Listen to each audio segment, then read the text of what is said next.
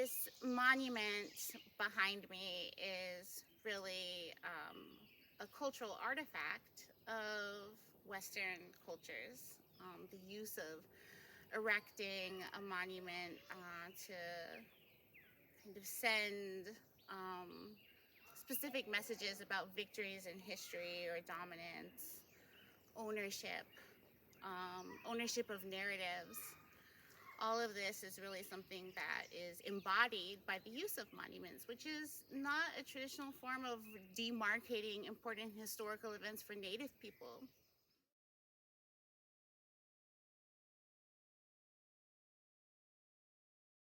This particular monument for the Great Swamp Massacre was erected by the state of Rhode Island, and it really is to commemorate the fight itself, but not the loss of Narragansett life, and not the loss of generations of stories and language and culture and love that was lost in this space.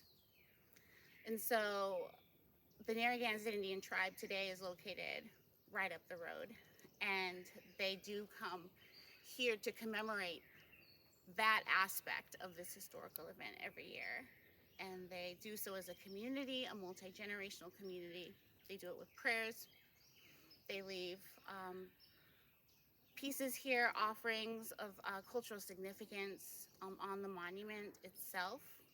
And even the things that are left here, the wampum, the cedar, um, these kind of sacred elements of their universe, they are of the earth themselves. They're meant to go back into the earth.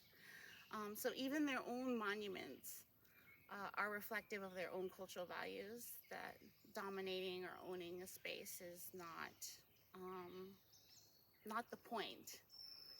And so for the Narragansett Indian tribe that's here today, here in South County and in Rhode Island, coming to this space is a holy space. It's a sacred space, not because of the monument, but because of the loss of life that happened here. And so when we're talking about the use of monuments, we're really talking about one culture's way of understanding the past. And that doesn't mean that every culture understands the past in that same way. I think one of the things that's most important about this particular space is the way the Narragansett community has continuously reclaimed part of the narrative here. And yes, this monument was erected to tell one side of the story and to honor only one side of an event, um, to honor people who massacred non-combatants, neutral non-combatants, men and women and children and elders who were not aligned with one side or the other, but were trying to survive in the winter. And the Narragansett community here has continuously been here, paying homage to their own histories, their own understandings of this space. And that's what survivance is. It's using these different mechanisms to reclaim these spaces that are really weren't meant for them, weren't built by them, weren't meant for them, and they continue to do that for hundreds of years.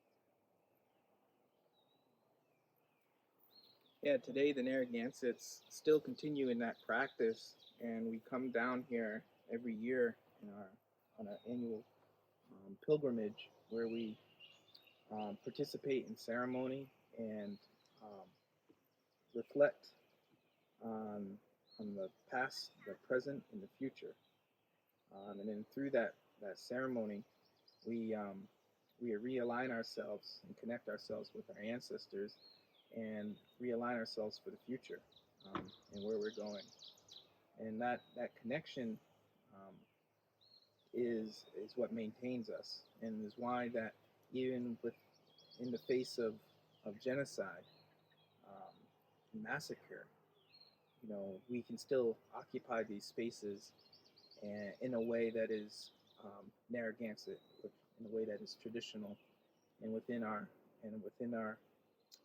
culture and our practice, we're able to maintain ourselves and who and what we are.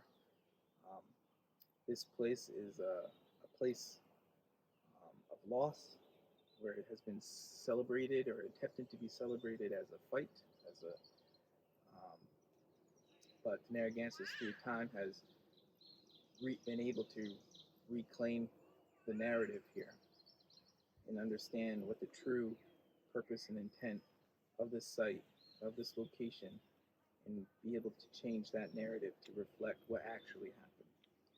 Um, this is not always the case with monuments. In this case, we have been able to successfully do that, and we continue to try to educate folks on the real history through our annual pilgrimage, which is open to the public.